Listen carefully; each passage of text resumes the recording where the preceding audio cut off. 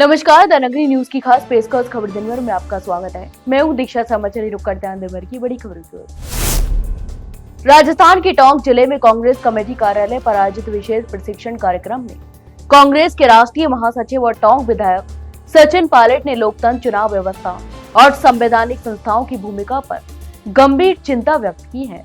Congress BLA के लिए आयोजित इस प्रशिक्षण सत्र में पायलट ने कहा कि भारत दुनिया का सबसे बड़ा लोकतंत्र है और इसकी कार्यप्रणाली की मिसाल पूरी दुनिया में दी जाती रही है। यहाँ तक कि उन्होंने याद दिलाया कि पहले के दौर में चुनाव आयोग के अधिकारी पहाड़ों से लेकर रेगिस्तान तक, सरहद से लेकर गांव ढाडी तक पैदल जाते थे ताकि एक भी नागरिक मतदान से वंचित न रह जाए। यह वह भावना थी जिसके कारण देश में लोकतांत्रिक प्रक्रिया मजबूत हुई है और दुनिया ने भारत की चुनावी व्यवस्था का सम्मान किया है। राजस्थान के पूर्व मुख्यमंत्री और कांग्रेस के वरिष्ठ नेता अशोक गहलोत ने बिहार विधानसभा चुनाव में महागठबंधन की हार को लेकर गंभीर आरोप लगाते हुए कहा कि यह चुनाव निष्पक्ष नहीं था, बल्कि धनबल और सत्ता का दुरुपयोग कर हाईजैक किया गया है। यहां तक कि उन्होंने कहा कि लोकतंत्र में हार जीत होती रहती है, लेकिन जिस तरह चुनाव के दौरान महिलाओं को 10-10 हजार रुपए बांटे गए और चुनाव आयोग मूक दर्शक बना रहा, वह लोकतंत्र के लिए बेहद दुर्भाग्यपूर्ण है। गहलोत ने आरोप लगाया कि मतदान के दिन तक पैसे बांटे गए, लेकिन चुनाव आयोग ने कोई कार्रवाई नहीं की। मीडिया से बातचीत के दौरान गहलोत ने प्रधानमंत्री नरेंद्र मोदी के उस बयान पर भी प्रतिक्रिया दी जिसमें कहा गया था कि कांग्रेस का सफाया हो चुका है। किसानों की समस्याओं को लेकर लंबे समय से चल रहे आंदोलन को एक महत्वपूर्ण मोड़ देते हुए कांग्रेस सांसद राहुल कस्बा ने जयपुर स्थित कृषि पंत भवन में कृषि मंत्री डॉक्टर करोड़ीलाल मीणा से मुलाकात की। इस दौरान किसानों की विभिन्न मांगों पर गहन चर्चा भी हुई। तो वहीं बैठक में कैबिनेट मंत्री अविनाश गहलोत के साथ कृषि विभाग के कई वरिष्ठ अधिकारी भी मौजूद रहे। बैठक से पहले किसानों के ट्रैक्टर मार्च को पुलिस ने रतनपुरा गांव के पास रोक दिया था। इसके बाद 21 सदस्यीय किसान प्रतिनिधि मंडल जयपुर पहुंचा, जहां उन्होंने मंत्री करोड़ीलाल मीणा से प्रत्यक्ष वार्ता की। प्रतिनिधि मंडल में सांसद राहुल कस्बा के साथ रतनगढ़ विधायक पूसाराम गोदरा सहित और भी कई लोग भी शामिल थे। इस बैठक का मुद्दा था कि किसानों का 500 करोड़ रुपए का बकाया बीमा क्लेम दिलवाने तथा डीएपी यूरिया की कमी को लेकर दूर करने, समर्थन मूल्य पर फसल खरीद, बीमा पोर्टल की तकनीकी कमियों को सुधारने और नए कृषि कनेक्शन जारी करने की मांग पूरी की जाए। टोंक जिले के देवरी क्षेत्र में अवैध बजरी परिवहन से जुड़े हादसे ने एक परिवार की जिंदगी उजाड़ दी। सोमवार देर रात अवैध बजरी से भरे ट्रैक्टर ने तेज रफ्तार में एक युवक को टक्कर मार दी, जिससे उसकी मौके पर ही मौत भी हो गई। इस घटना के बाद से ग्रामीणों में भारी आक्रोश है और 13 घंटे बीत जाने के बावजूद विरोध प्रदर्शन थमने का नाम नहीं ले रहा है। मृतक युवक अपने परिवार में इकलौता कमाने वाला था। इसी वजह से गुस्साए ग्रामीण शव की सड़क पर रखकर धरने पर बैठ गए।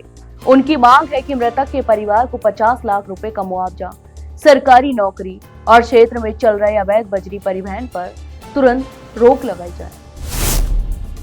जैसलमेर जिले के पोखरण क्षेत्र में मंगलवार सुबह सनसनी फैल गई, जब थाट गांव के पास सड़क किनारे एक संदिग्ध वस्तु मिलने की सूचना ग्रामीणों ने पुलिस को दी। यह संदिग्ध वस्तु रिमोट कंट्रोल जैसी दिखाई दे रही थी, जिसके बाद पूरे इलाके में अफवाहों और डर का माहौल बन गया। सूचना मिलते ही पोखरण पुलिस टीम तत्काल मौके पर पहुंची और संदिग्ध वस्तु को कब्जे में लेकर सुरक्षा घेरा बना दिया। फिलहाल पुलिस ने इलाके को सील कर दिया है और जांच भी शुरू कर दी है। तो वहीं प्रारंभिक जानकारी के अनुसार यह वस्तु थाट से पोखरण जाने वाले मार्ग के किनारे पड़ी मिली, जिसे देखकर ग्रामीणों को शक हुआ और उन्होंने तुरंत पुलिस को सूचना दी। स्थानीय लोगों का कहना है कि यह कोई इलेक्ट्रॉनिक सामान जैसा दिख रहा था, जिसे किसी ने सड़क किनारे फेंक दिया। पाली जिले के रोहट क्षेत्र के उपरली गांव में बीती रात एक सनसनीखेज घटना सामने आई है। अज्ञात बदमाशों ने एक घर में खड़ी लग्जरी कार को पेट्रोल छिड़ककर जलाने का प्रयास किया। घटना देर रात की बताई जा रही है, जब परिवार के सदस्य सो रहे थे। हालांकि पड़ोस में रहने वाले परिजन जाग गए और समय रहते आग को बुझा भी दिया, जिससे कार पूरी तरह जलने से बच गई। घटना में कार का अगला टायर और कुछ हिस्से जलकर क्षतिग्रस्त हो गए, लेकिन तुरंत मदद मिलने के कारण बड़ी क्षति होने से बच गई। कार मालिक सुरेश पटेल को इस मामले की सूचना जैतपुर थाना पुलिस को दी और अज्ञात लोगों के खिलाफ रिपोर्ट भी दर्ज कराई। सूचना मिलते ही पुलिस मौके पर पहुंची और घटनास्थल का निरीक्षण किया। हनुमानगढ़ जंक्शन स्थित भाजपा जिला कार्यालय में आत्मनिर्भर भारत महिला सम्मेलन का आयोजन किया गया। सम्मेलन में भाजपा की सांसद प्रत्याशी प्रियंका बैलान, संयोजिका सरोज लावा, विभिन्न पदाधिकारी, जनप्रतिनिधि, महिला कार्यकर्ता और पार्टी से जुड़े वरिष्ठ सदस्यों ने भाग लिया। इस सम्मेलन के दौरान स्वदेशी अपनाओ आत्मनिर्भर भारत बनाओ का संकल्प लिया गया। तो वहीं प्रियंका बैलान ने संबोधित करते हुए कहा कि पीएम नरेंद्र मोदी का लक्ष्य है कि वर्ष 2047 तक भारत दुनिया का सबसे मजबूत और आत्मनिर्भर राष्ट्र बने। उन्होंने कहा कि हर महिला को इस अभियान का हिस्सा बनाना होगा, क्योंकि आत्मनिर्भर भारत के निर्माण में महिलाओं की भूमिका सबसे महत्वपूर्ण है। केशोरायपाटन क्षेत्र में फसल खराबे और आर्थिक संकट से जूझ रहे किसानों ने बिजली विभाग द्वारा बिल जमा कराने के दबाव को लेकर कड़ा विरोध जताया है। तो वहीं केशोरायपाटन शुगर मिल्क संयुक्त किसान समन्वय समिति के प्रतिनिधियों ने युवा किसान नेता गिरिराज गौतम के नेतृत्व में विद्युत कार्यालय केशोरायपाटन पहुंचकर मुख्यमंत्री के नाम ज्ञापन सौंपा।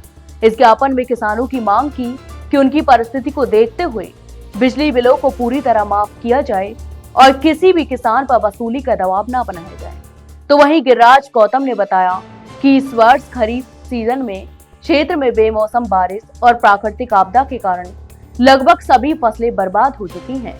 इससे किसानों को न केवल भारी आर्थिक नुकसान उठाना पड़ा, बल्कि आगामी रबी सीजन के लिए भी उनके पास पूंजी की कमी हो गई है। ऐसी स्थिति में किसानों के लिए बिजली बिल भरना संभव नहीं है। उत्तर भारत से चल रही बर्फीली हवाओं का असर राजस्थान में तेजी से दिखने लगा है। तापमान में लगातार गिरावट हो रही है और ठिठुरन भी बढ़ गई है। मौसम विभाग ने 18 नवंबर के लिए राज्य के 5 जिलों में शीतलहर का येलो अलर्ट जारी किया है। विभाग के अनुसार अगले 5 दिनों तक मौसम शुष्क रहेगा और ठंड से राहत की संभावना नहीं है। तो वहीं राजधानी जयपुर में बीती रात न्यूनतम तापमान 12.4 डिग्री सेल्सियस दर्ज किया गया, जो सामान्य से कम रहा। वहीं सबसे ज्यादा सर्दी फतेहपुर में रही, जहां तापमान 5.3 डिग्री सेल्सियस रिकॉर्ड किया गया। यह इस मौसम का अब तक का सबसे ठंडा दौर माना जा रहा है। पाली जिले के रोहट क्षेत्र में किसानों का आक्रोश तब फूट पड़ा जब सिंचाई विभाग के अधिकारी नेहड़ा बांध का निरीक्षण करने पहुंचे। तो वहीं बांडी नदी में फैक्ट्रियों द्वारा छोड़े जा रहे प्रदूषित पानी के मुद्दे पर किसानों ने एक्सीएन शंकर लाल राठौड़ और एएन बिमला परिहार को घेर लिया और जमकर विरोध भी जताया। यहाँ तक कि किसानों का आरोप है कि बांडी नदी में लंबे समय से रासायनिक और दूषित पानी छोड़ा जा रहा है, जिससे नदी और नेहड़ा बांध का पानी पूरी तरह से प्रदूषित हो चुका है। इससे खेती लगातार प्रभावित हो रही है और किसानों को भारी नुकसान भी झेलना पड़ रहा है। यहाँ तक कि किसानों ने अधिकारियों को चेताया कि जब तक प्रदूषण फैलाने वाली फैक्ट्रियों के खिलाफ कड़ी कार्रवाई नहीं की जाएगी, उनका आंदोलन भी जारी रहेगा। तो ये थी दिन भर की तमाम बड़ी खबरें। कल फिर आपके साथ रूबरू होंगे, तब तक के लिए नमस्कार।